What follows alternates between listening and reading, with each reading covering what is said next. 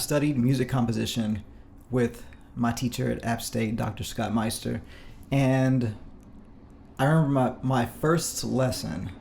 He taught me some kind of technique, some kind of modern classical technique, and the assignment was to go home and write a piece of music, just a little short example to show that I understood how to use this writing technique.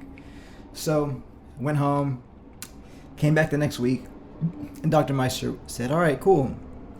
Let's see your assignment." I said, "I don't have it." He's like, "Why don't you have it?" And I said, "Oh, I wasn't inspired." Man, Dr. Meister got so upset at me, and he just kind of snapped. He's like, "What do you mean you're not inspired? If you want to be a composer, you have to be able to do the work. If you're hired to do something, you need to be able to do the job right then. You're not going to be able to make a living. You're not going to be able to keep jobs.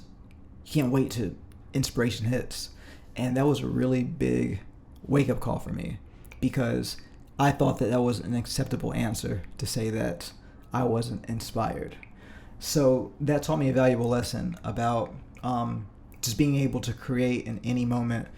And it took me a while to develop what that means, but what that really means is pulling from the tools that you have in order to create the moment that you're trying to create.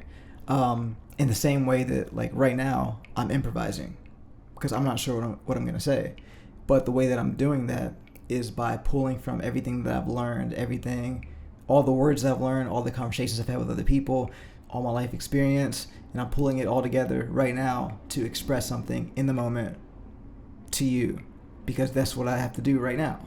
And I feel like that was a super important lesson for me, to just realize, you can't always wait until inspiration strikes, especially if you're trying to be a writer for a career.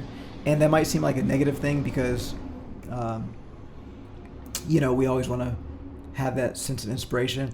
But what I found is, if you're able to pull that from within yourself, sometimes that can guide you to discover things that you would have never discovered if you hadn't put yourself in those ways. But yeah, that was a pretty valuable lesson.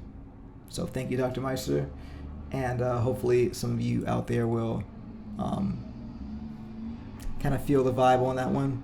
So sometimes you can't wait until inspiration strikes. Sometimes you have to find ways to look for the inspiration, or kind of create. Sometimes I used to create formulas or create patterns, or try to look at music in a different way that might spark me to be inspired.